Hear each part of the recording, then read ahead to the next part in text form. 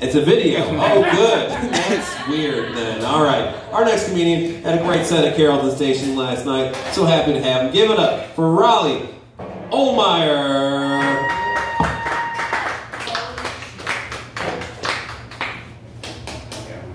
Catch up later. Yes. I was looking over like, is that Carol? Good to see you. I did put my hat over my drink, so no cum in the hat. Thank y'all for coming again. This is an open mic, so the meetings are not paid, but they will take tips, and these tips tonight are going to a good cause. As an attorney, I have personally worked with people from CASA, and it's a good thing. So buy some drinks too, and tip your partner. As an attorney, one of the most difficult parts of my job is, even though I consider myself a good attorney, maybe even a great attorney, because a good attorney knows the law and a great attorney knows the judge. Sometimes I have to tell my clients, dude, you gotta give me something to fucking work with. One of my favorite stories was from my father. He represented a guy who committed an armed robbery at a bait shop on Grand Isle. For those of you who don't know what Grand Isle is, it is a fucking island. It is separated from the land by a bridge. So the clerk called the police called the bridge, they lifted the bridge, and went to fucking jail.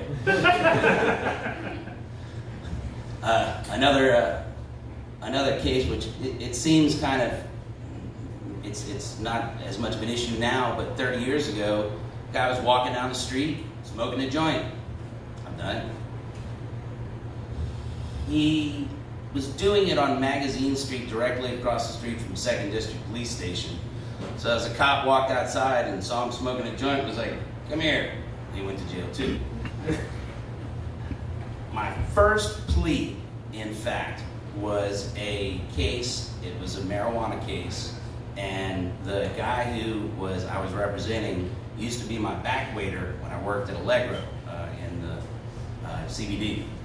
And he was standing around in a circle, smoking a joint, passing it around. When it got to his time, he took a big old hit, and then turned around because everyone was looking and blew the hit into the cop's face and said, oh shit. That is in the police report, and he went to jail too. One of my most recent cases that's kind of tough is guy was on probation for a felony, and if you don't know by now, if you have a felony conviction, you are not allowed to have a gun. He walked into Gretna Gun Works and let the manager, who knows every single cop in Jefferson Parish, put a gun in his fucking hand on camera.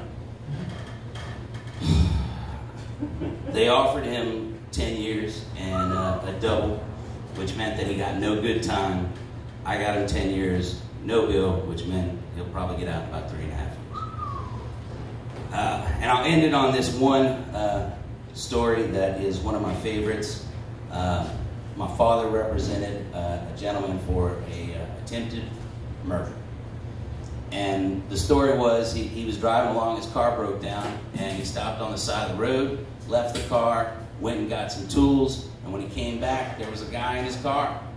He had a gun in the other car, he pulled it out, shot in the ground, and held the guy there until the cops showed up and they arrested him for attempted second-degree murder. So, my father puts him on the stand, which is unheard of in a criminal defense. You have the right to remain silent. You do not have to testify against yourself, and they can't hold it against you. This man had something to say. So he puts him on the stand and he says, sir, where are you from originally? He said, from Vietnam. He said, what did you do before you came to America in Vietnam? He said, I Colonel Vietnam Green Beret. He said, how long were you in the Vietnam Green Beret? He says, 22 years. He said, how many years did you see combat? He said, 22 years. He said, how many people have you killed? He thought for a second and he said, 2, 300. I'm a very good shot. You know, live 22 years in Vietnam Green Beret, 22 year combat, and not be a good shot. I shoot, they die. He no dead. I shoot, they die. I want him dead. He dead. I shoot, they die. He no dead.